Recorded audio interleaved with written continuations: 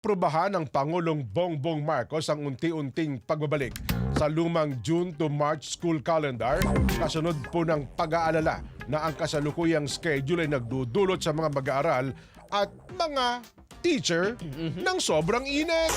Kaya naman ang pagbubukas ng klase para po sa taong 2024-2025 magsisimula na po sa July 29 ngayong taon. Ulit, July 29 ngayong taon ha.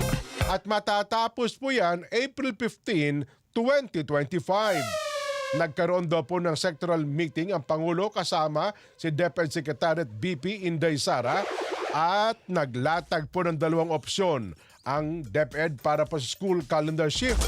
Ang unang opsyon ay binubuo po ng 180 days ng pasukan na may 15 in-person classes tuwing Sabado, habang ang pangalawang opsyon ay magkakaroon na po ng 165 araw-araw na pasok, walang in-person na klase sa Sabado.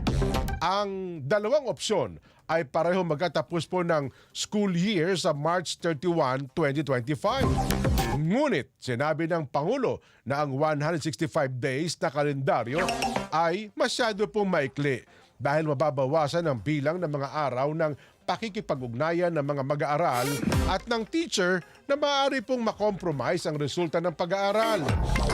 Bilang kompromiso, sa halip na magtapos ng March 31, 2025, dapat ayusin po ng DepEd ang school year upang matapos sa April 15, 2025 para makumpleto po ng mga mag-aaral ang 180 days nang hindi na gumagamit ng Sabado para pumasok po sa paaralan.